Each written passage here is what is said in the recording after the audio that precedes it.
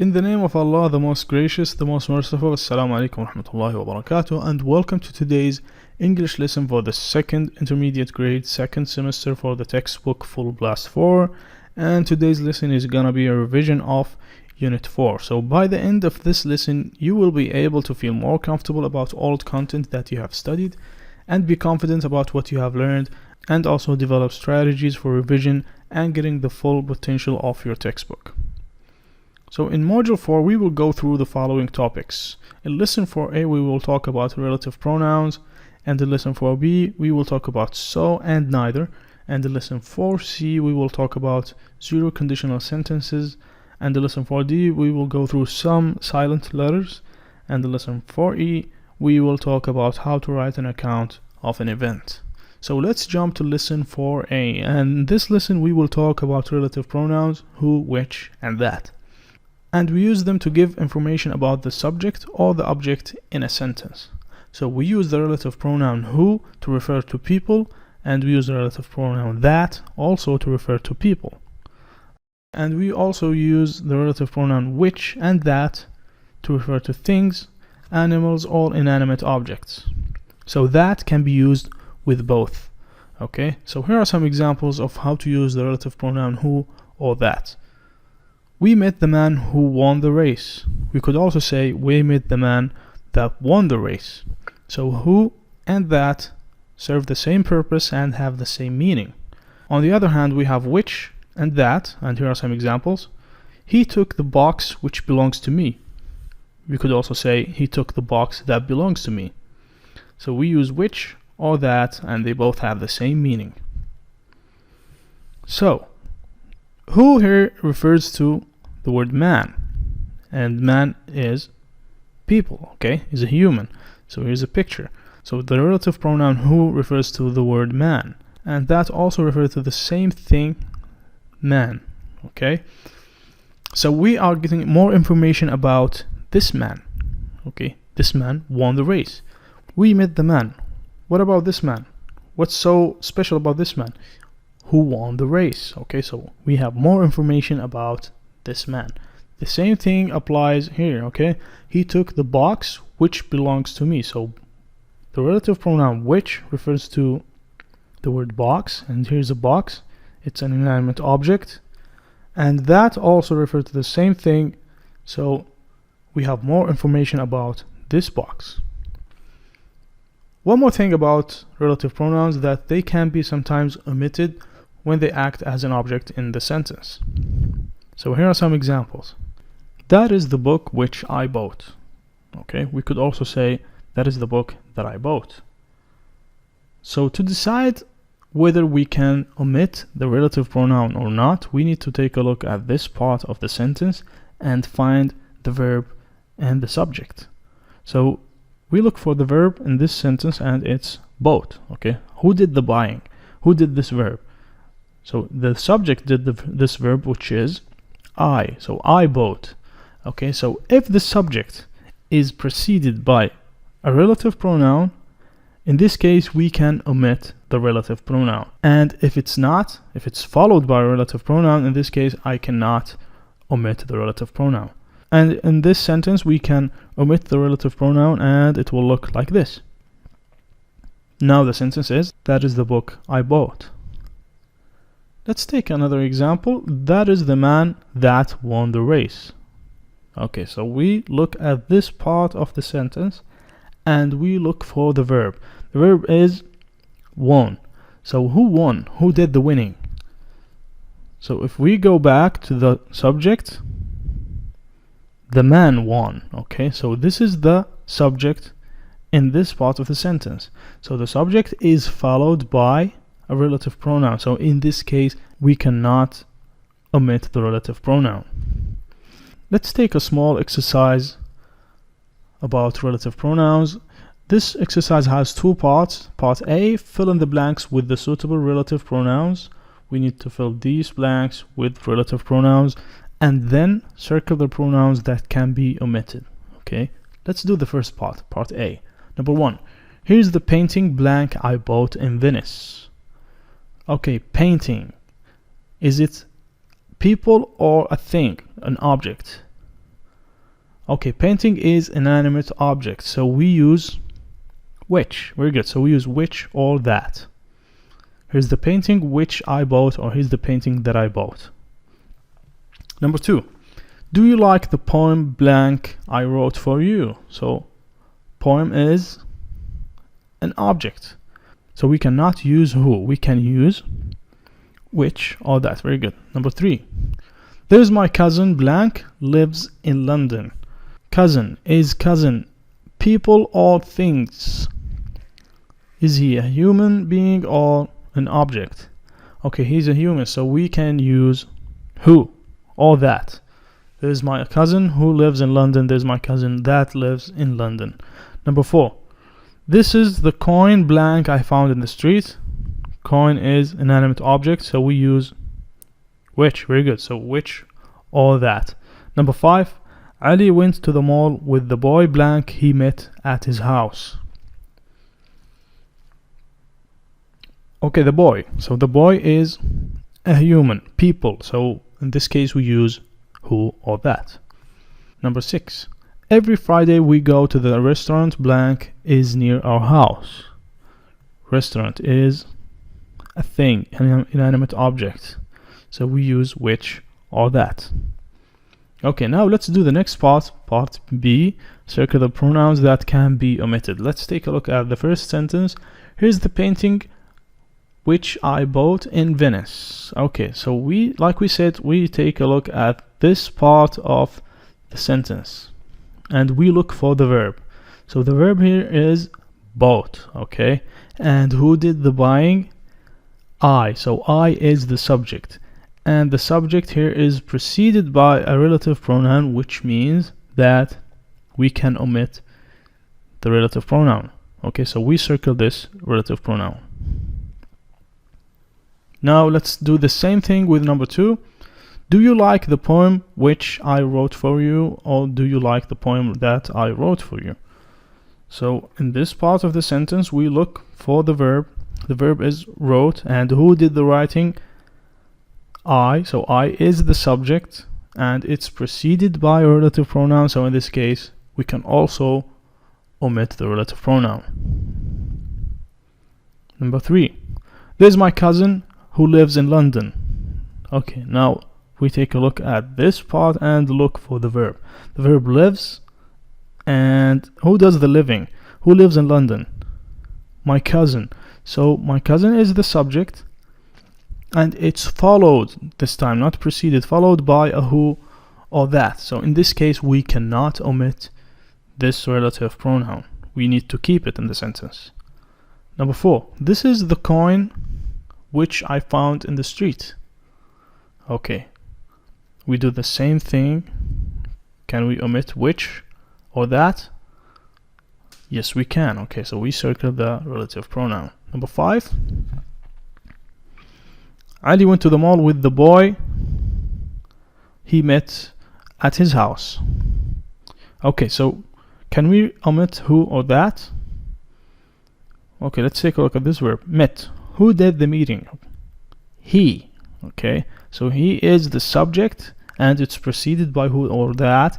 In this case, yes, we can omit the relative pronoun. Number 6. Every Friday we go to the restaurant which is near our house. The verb in this part of the sentence is. Okay, so is refers to restaurant. So restaurant is the subject and it's followed by a relative pronoun, so in this case we cannot get rid of the relative pronoun. We need to keep it. Alright, now let's jump to lesson 4b, and this lesson we will talk about so and neither, and we use them to agree with negative or affirmative statements without having to repeat ourselves. We use so to agree with affirmative sentences, and we use neither to agree with negative sentences. And here's an example of how to use so. We have a conversation between Ali and Tom, and Ali is saying I like coffee, and Tom is agreeing with Ali by saying I like coffee too. Okay, so he could have made it a lot shorter by saying so do I, so without having to repeat himself. The same thing applies to neither, and here's an example, a conversation between Fahad and Nasser, and Fahad is saying, I don't like tea. This is a negative statement. In this case, I can use neither. And Nasser is replying by saying, I don't like tea too. So he's agreeing. But he can make it a lot shorter by saying, neither do I. Okay, so the answer is so plus verb to do or an auxiliary verb. So in this case, it's the verb to do plus subject. The same thing goes with neither. So neither plus an auxiliary verb or verb to do plus subject. Here are more examples, and here's how to use so plus verb to do plus subject. So I have a conversation between A and B, and A is saying, I play football every day. So he's using the present simple. And we need to agree also in the present simple. If he used the past tense, we need to agree in the past tense. If he used the future tense, we need to agree using the future tense, and so on. So to agree with this statement, I would say, so do I. Okay, if I want to agree for the third person, for another person, I would say, so does Ali, so does Fahad, so does Nasser, and so on. Okay, so present simple, and the original sentence is present simple. Here's another example using the past tense. I played football yesterday, so I agree with this sentence by saying, so did I. And for the third person, we say, so did Ali. And here's how to use so plus the auxiliary verb plus subject. And here's an example. I am very happy. So the auxiliary verb here is am. So it can change based on the subject in the response to this statement. So am I. If I wanted to agree for the third person, I say, so is Ali. Okay, now let's take another example. I have been to Egypt, so have I, so has Ali. So this is the auxiliary verb, and we use the same auxiliary verb, but it changes based on the subject. Like here, so has Ali. Instead of saying have, we said has because the subject is Ali. And one more example. I can speak English fluently. So can I. So can Ali. Okay, so all of these are affirmative statements, and we agree with them by using so. And here's how to use neither plus verb to do plus subject to agree with negative statements. I don't play football every day. Also, present simple. So my reply needs to be in the present simple. So I need to agree with this by saying, neither do I. And for the third person, neither does Ali. Another example, in the past tense, I didn't play football yesterday. So my response is also in the past tense, neither did I. So I agree. For the third person, neither did Ali. And here's how to use neither with the auxiliary verb plus subject. I am not ready. So the auxiliary verb here is am, and the answer is neither am I. And for the third person, neither is Ali.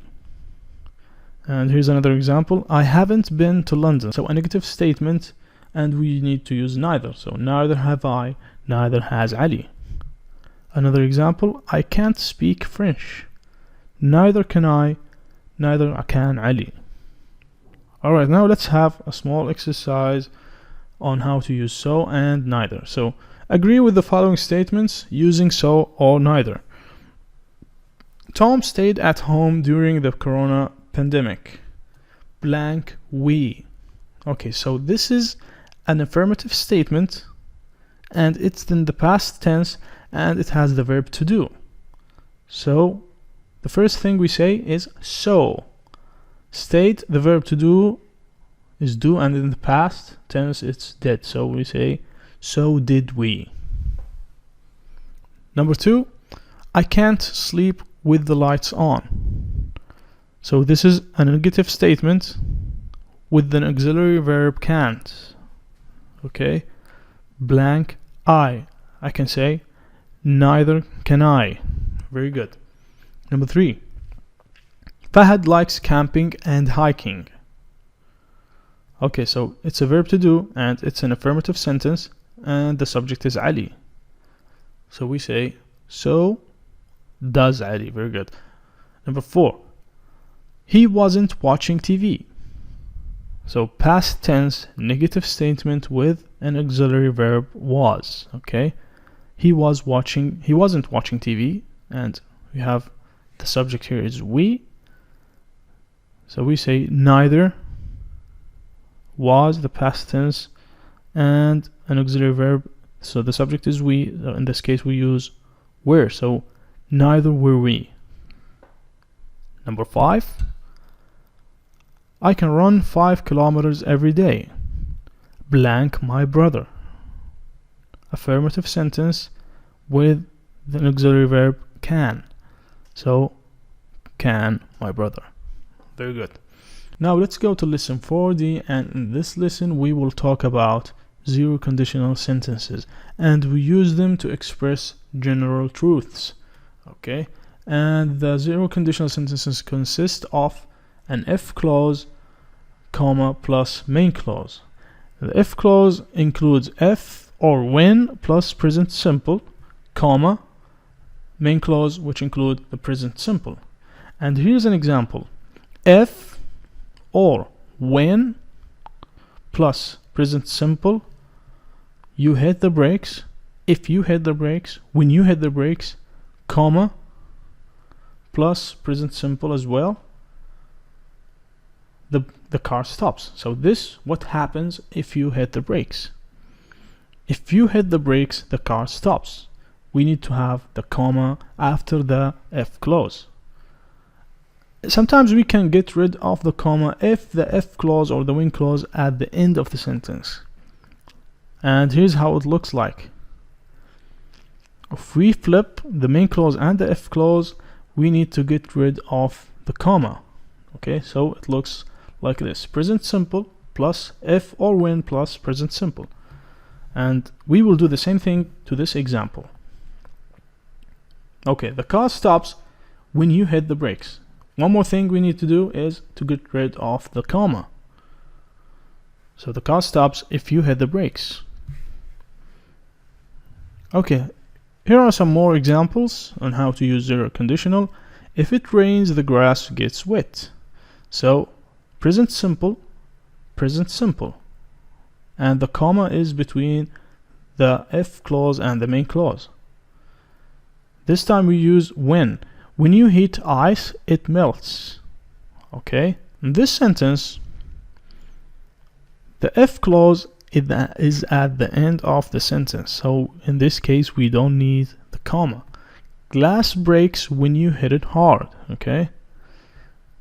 Last sentence, water boils if you heat it to 100 degrees Celsius. So we see no comma here because the if clause is at the end of the sentence, and we have present simple here and present simple here. Okay, now let's have an exercise on using zero conditional. So we use zero conditional to form sentences out of the following prompts. So number 1 is an example. It's already done. So number 1, press the button. The result is alarm go off. So we need to link those prompts using zero conditional. And here's how it looks like. If you press the button, comma, the alarm goes off. Or you can also use when. So you see we have the present simple here and present simple here. So we do the same thing to number 2. Number 2, win the race, the result, get golden medal. So how can we say this? Okay, so if you win the race, what happens? Comma, you get a golden medal. Okay, so this is the if clause and this is the main clause, and we can flip them and get rid of the comma. Number 3, not eat, result, get hungry. So this time we will have the if clause at the end of the sentence. Okay, so this one will look like this: you get hungry if you don't eat, or when you don't eat. So no comma, because we have the main clause at the beginning of the sentence and the F clause is at the end of the sentence. Number 4, freeze water, the result, become ice. So if you freeze water, it becomes ice. Or when you freeze water, it becomes ice. Number 5, burn wood, result, turn black. So when you burn wood, it turns black. Alright, very good. Okay, now let's go to lesson 4D, and in this lesson we will go through some of the silent letters in some of the words in lesson 4D. So let's take a look at the first one. The silent letter here is the W. Okay, and the word is pronounced to. To. The next one, answer. Answer. Notice here that W is not pronounced. And here the L is not pronounced, so we can say walk. Walk. The next word, the P is silent, so we say receipt. Receipt. And in this word, the K is silent, so we say knife. Knife. And here the G is silent, sign. Sign. And here island. Island. The N is silent, so we say autumn. Autumn. The last word, the GH at the end, are silent, so we say through. Through. Okay, now let's go to lesson 4E, and in this lesson we will talk about writing an account of an event, which is telling an unusual event or story. Okay, something that happened to you or to someone else. And if you follow the writing plan on page 125, you will see this. You will have the setting, which includes when, where, and who was involved, and many other information. And you can use those small notes to develop into a story. Okay, so here's an example. So the setting, when, for example, 3 weeks ago. Okay, if I have my own account of an event, I need to write down notes, then develop them into sentences. Where, in front of my house, maybe in also another location, at the police station. Okay, we have 2 different locations. Who was involved? Okay, maybe names or people, my brother and myself and the police. So 3 parties are involved in this account of an event. And next, we need to tell what happened. We need to write notes about what happened first, next, and then you can fill 1, 2, or 3. And how did you feel, and why is it hard to forget? Okay, so what happened? For example, I gave my brother permission to borrow my car in the future, and then I forgot. Next, a week later, my car disappeared and I reported it to the police. Then what happened? The police caught my brother. How did you feel? It made me feel very embarrassed. Why is it hard to forget? Because I got a warning from the police and everyone is talking about it. Okay, now my story or my account of an event will look like this after developing all those information into a story. 3 weeks ago, this is the when, this is the setting, when, 3 weeks ago. Okay, so what happened? My brother told me that he was going to need to borrow my car in the next few days. So I gave him my car's spare keys and told him to feel comfortable to come and pick it up whenever he liked. A week later, I walked out of the house and my car was gone. This is what happened next. I kept looking around the street, but I couldn't find it. I panicked and called the police to tell them that my car was stolen. The police showed up at my house to write a report, Then all of a sudden we saw my car driving down the street. The police went after my car and stopped the thief. When I saw the thief, I felt extremely embarrassed. It was my brother. He borrowed the car as I told him to, and I forgot all about it. I will never forget this event because the police gave me a harsh warning and my brother was laughing and told everyone about it. Okay, so this is an account of an event and it includes all the parts we talked about and they are developed into sentences. Okay, so to summarize, in this lesson we went through the relative pronouns and we say that the relative pronouns are who, and they refer to people, and which, and refer to things and objects, that refer to both people and things. And we also went through so to agree with affirmative statements and neither to agree with negative statements, and we said that so consists of so plus verb to do plus subject, or so plus auxiliary verb plus subject, and neither is neither plus verb to do plus subject, or neither plus auxiliary verb plus subject. We also went through the zero conditional sentences, and we said that zero conditional sentences consist of if clause or when clause and the main clause. Okay, the if clause includes if plus present simple plus comma or when plus present simple plus comma, and the main clause has the present simple.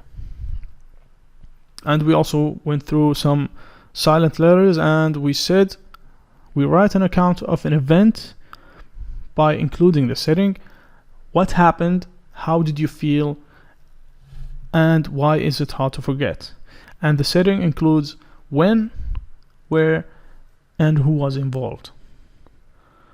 And here are some important pages that you need in order for you to get the full potential of your textbook. So if you go to page 68, you will find the word list for important words for all the lessons in your textbook. And on page 70, you will have the irregular verbs that need to be memorized by heart. And on page 63, you will see the grammar reference to help you understand grammar rules that are mentioned in your textbook. And on page 128, you will have grammar book, and it has more details about the grammar rules and more exercises about the lessons you had in your textbook. So that is all the time we have for today's lesson. Thank you so much for watching and have a nice day.